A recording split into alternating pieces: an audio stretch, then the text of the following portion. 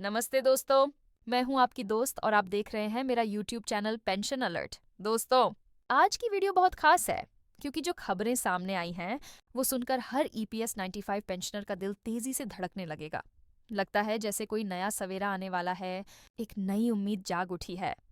CBT central board of trustees की तरफ से जो संकेत मिले हैं वो सिर्फ एक मामूली बढ़ोतरी की बात नहीं बल्कि एक बड़े ऐतिहासिक बदलाव की ओर इशारा कर रहे हैं।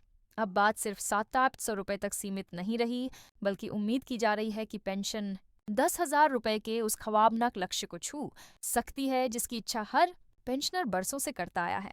ये कोई हवा में की गई बात नहीं, बल्कि एक वास्तविक संभावना है जिसे देश के सीनियर पेंशनर्स, EPFO के अनुभवी अधिकारी और मजदूर नेताओं की लगातार कोशिशों ने संभव बनाया है। जरा सोचिए, अगर यह सपना हकीकत बन गया तो सालों की मेहनत, कुर्बानी और सेवा का इनाम आपके बैंक अकाउंट में इज्जत और सुकून के रूप में उतरेगा। वो पल जब एक साधारण सी पेंशन स्लिप एक सम्मान और गौरव की कहानी बन जाएगी। लेकिन सवाल ये है, क्या यह प्रस्ताव वाकई हकीकत का रूप लेगा या फिर सत्ता के गलियारों में अटका रह जाएगा? क्या वाकई 6 नवंबर 2025 के बाद करोड़ों पेंशनर्स की जिंदगी में एक सुनहरी सुबह आएगी? आज हम इस पूरी कहानी को परत दर परत समझने जा रहे हैं कि यह घोषणा कहाँ से शुरू हुई, NAC यानी नेशनल एजुटेशन कमेटी और अशोक रावत सर और उनकी टीम की इस जद्दोजहद का किरदार क्या रहा, और आखिर ये प्रस्ताव कितना वादा है और कितना ठोस सच बन सकता है।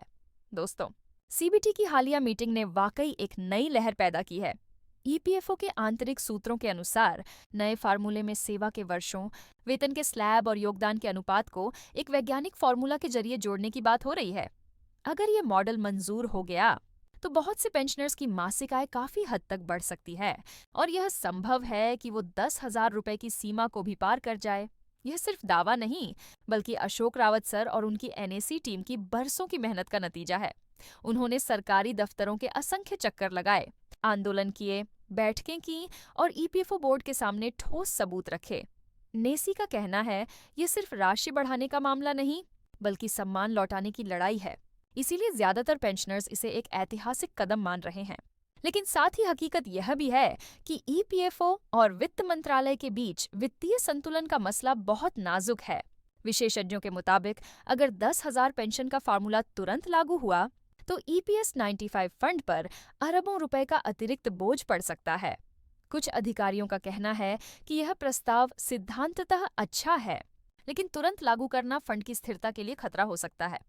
जबकि कुछ सूत्रों का मानना है कि इसे एक चुनावी रणनीति, प्री इलेक्शन स्ट्रैटेजी के तौर पर देखा जा रहा है, क्योंकि पेंशनर्स अब एक बड़ा वोट बैंक बन चुके हैं। अब सवाल ये है, क्या यह सरकार की सच्ची कोशिश है या सिर्फ एक राजनीतिक वादा? क्या यह वास्तविक खुशखबरी है या सिर्फ चुनाव से पहले का दिलासा? आप अपनी राय कमेंट में जरूर दें। क्या आपको लगता है कि हर पेंशनर को 10,000 रुपए पेंशन मिलनी चाहिए?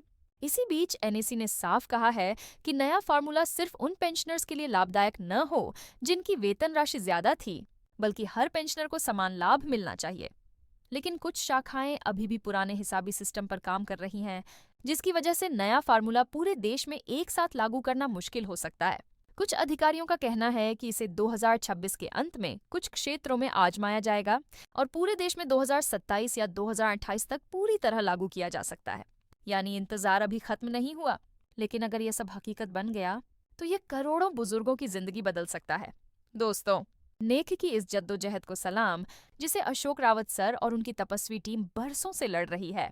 उन्होंने सड़क से लेकर संसद तक, दफ्तरों से मीडिया तक पेंशनर्स की आवाज पहुंचाई है। उनकी लड़ाई सिर्फ राशि के लिए नहीं बल्कि सम्मान, न्याय और बुढ़ापे की सुरक्षा के लिए है। अगर ये फार्मूला लागू हो गया तो वाकई देश के बुजुर्गों के चेहरों पर फिर से सुकून की मुस्कान लौट आएगी। दोस्तों, अगर आप भी इस इंसाफ की लड़ाई में शामिल होना चाहते हैं तो कमेंट में लिखें, हमें इंसाफ चाहिए, हमें 10,000 पेंशन चाहिए।